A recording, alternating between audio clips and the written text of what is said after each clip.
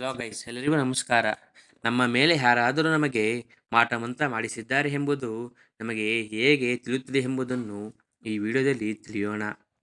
Black magic ಬಗ್ಗೆ ನಾವೆಲ್ಲರೂ ಮಾತನಾಡಲು ಹೆದರುತ್ತೇವೆ. ಆದರೆ ಅದೇ ಸಮಯದಲ್ಲಿ ಯಾರಾದರೂ ನಿಮ್ಮ ಮೇಲೆ ಬ್ಲ್ಯಾಕ್ ಮ್ಯಾಜಿಕ್ ಮಾಡಿದ್ದಾರೆ, ಅದು ವ್ಯಕ್ತಿಯ ಮೇಲೆ ಹೇಗೆ ಪರಿಣಾಮ ಬೀರುತ್ತದೆ ಎಂಬುದನ್ನು ನೀವು ಅರ್ಥ ಮಾಡಿಕೊಳ್ಳುವುದು ಬಹಳ ಮುಖ್ಯ.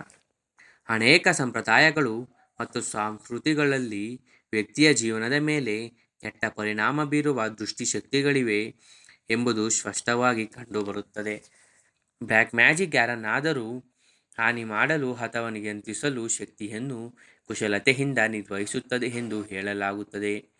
ಅದು ಅಸೂಯೆ, ಪ್ರತೀಕಾರ ಅಥವಾ ಸರಳ ದೃಷ್ಟಿಯಿಂದ ಮಾಡಲ್ಪಟ್ಟಿದೆ. ನೀವು ಬ್ಲ್ಯಾಕ್ ಮ್ಯಾಜಿಕ್ನ ಶಕ್ತಿಗಳು ಮತ್ತು ಲಕ್ಷಣಗಳನ್ನು ಅನುಭವಿಸುವವರೆಗೆ ನೀವು ಬ್ಲ್ಯಾಕ್ ಮ್ಯಾಜಿಕ್ನಿಂದ ಪ್ರಭಾವಿತರಾಗಿದ್ದೀರಿ ಎಂದು ತಿಳಿಯುವುದು ತುಂಬ ಕಷ್ಟ. ಆದ್ದರಿಂದ ಅದು ಜನರ ಜೀವನದ ಮೇಲೆ ಹೇಗೆ ಪರಿಣಾಮ ಬೀರುತ್ತದೆ ಎಂಬುದನ್ನು ನಿಮಗೆ ಅರ್ಥ ಮಾಡಿಕೊಳ್ಳಲು ನಾವು ಇಲ್ಲಿ ಕೆಲವು ಪ್ರಮುಖ ಲಕ್ಷಣಗಳನ್ನು ತಿಳಿಯೋಣ.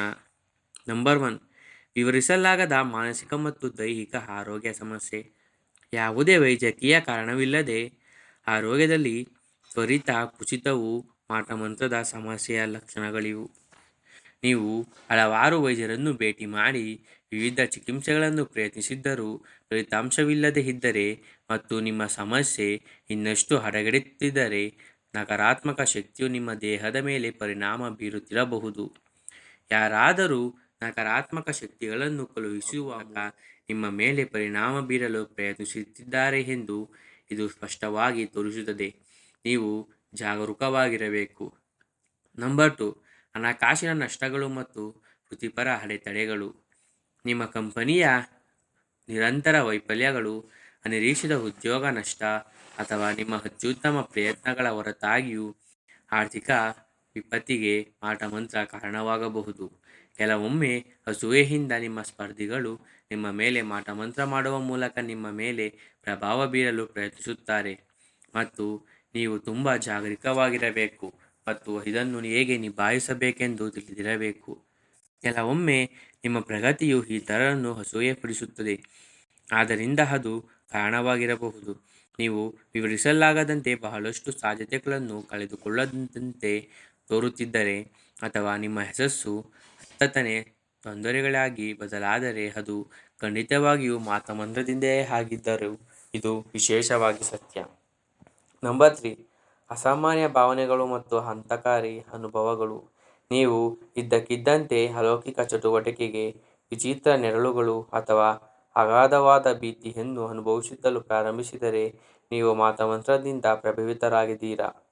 ಮಾಟಮಂತ್ರದಿಂದ ನೀವು ಕೆಟ್ಟದಾಗಿ ಪ್ರಭಾವಿತರಾದಾಗ ಶಕ್ತಿಯ ಬದಲಾವಣೆಯಾಗುತ್ತದೆ ಮತ್ತು ಆ ಶಕ್ತಿಯು ಯಾರಿಗೂ ವಿವರಿಸಲಾಗದಷ್ಟು ತೊಂದರೆ ನೀಡುತ್ತದೆ.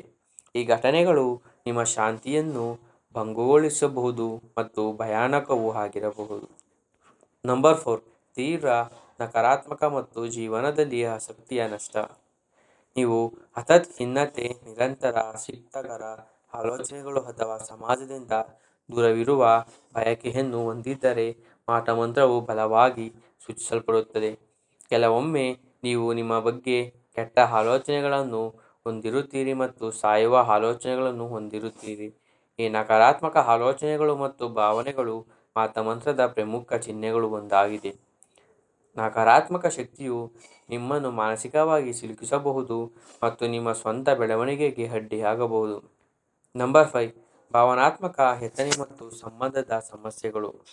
ಆಗಾಗ ಜಗಳಗಳು, ಅನಿರೀಕ್ಷಿತ ಪರಸ್ಪರ ಸಮಸ್ಯೆಗಳು ಅಥವಾ ಯಾವುದೇ ಸ್ಪಷ್ಟ ಕಾರಣವಿಲ್ಲದೆ ಪ್ರೀತಿಪಾತ್ರರಿಂದ ದೂರವಾಗುತ್ತಿರುವ ಭಾವನೆಯು ಮಾಟಮಂತ್ರವು ಭಾವನಾತ್ಮಕ ನೋವನ್ನು ಸ್ಪಷ್ಟವಾಗಿ ಎಂಬುದರ ಸಂಕೇತವಾಗಿರಬಹುದು. ನೀವು ಹಿಂದೆ ತೃಪ್ತಿಕರ ಸಂಬಂಧಗಳಿದ್ದರೂ ಈಗ ನಿಗೂಢ ಸಮಸ್ಯೆಗಳಿಗೆ ಎದುರಿಸುತ್ತಿದ್ದರೆ ಆಧ್ಯಾತ್ಮಿಕ ಶುದ್ಧೀಕರಣದ ಬಗ್ಗೆ ಯೋಚಿಸಿ. ಮಾಟಮಂತ್ರವು ಆಗಾಗ್ಗೆ ಭಯಪಡುತ್ತಿದ್ದರೂ ಸಕಾರಾತ್ಮಕ ಶಕ್ತಿಯು ಎಲ್ಲ ಸಕಾರಾತ್ಮಕ ಶಕ್ತಿಗಳನ್ನು ಮೀರಿಸುತ್ತದೆ ಎಂಬುದನ್ನು ನೆನಪಿಟ್ಟುಕೊಳ್ಳುವುದು ಬಹಳ ಮುಖ್ಯ. ನಿಮ್ಮ ಜೀವನದಲ್ಲಿ ನೀವು ಈ ಚಿಹ್ನೆಗಳನ್ನು ಅನುಭವಿಸುತ್ತಿದ್ದರೆ ಈ ಭಾವನೆಗಳನ್ನು ತೊಡೆದುಹಾಕಲು ಅಥವಾ ನಿಮ್ಮ ಜೀವನದಿಂದ ಮಾಟಮಂತ್ರದ ಪರಿಣಾಮವನ್ನು ತೆಗೆದುಹಾಕಲು ನೀವು ಹೆಚ್ಚಿನ ಪ್ರಯತ್ನವನ್ನು ಮಾಡಬೇಕಾಗುತ್ತದೆ. ನಕಾರಾತ್ಮಕತೆಯಿಂದ ಮಾತ್ರ ತೆಗೆದಬಹುದು. ನೀವು ಮೊದಲು ಈ ಭಾವನೆಗಳನ್ನು ಮತ್ತು ಭಾವನೆಗಳಿಂದ ನಿಮ್ಮನ್ನು ರಕ್ಷಿಸಿಕೊಳ್ಳಬೇಕು, ಏಕೆಂದರೆ ನೀವು ಈ ಪ್ಯಾನಿಕ್ ಭಾವನೆಗಳು ಪಡೆದಾಗ ಅದು ನಿಮ್ಮ ಜೀವನವನ್ನು ಹೆಚ್ಚು ತೊಂದರೆಗೊಳಿಸುತ್ತದೆ. ಅದಕ್ಕಾಗಿ ನೀವು ಪ್ರಾರ್ಥನೆಗಳು, ಮಂತ್ರಗಳು ಪಠಿಸುವುದು, ಧ್ಯಾನಗಳು ಮತ್ತು ನಿಮ್ಮ ಸೆಲೆವು ಶುದ್ಧೀಕರಿಸುವಂತಹ ಆಧ್ಯಾತ್ಮಿಕ ಮತ್ತು ಧಾರ್ಮಿಕ ಚಟುವಟಿಕೆಗಳನ್ನು ತೊಡಗಿಸಿಕೊಳ್ಳುವುದು ನೀವು ತುಂಬಾನೇ ಮುಖ್ಯ. ಧನ್ಯವಾದಗಳು.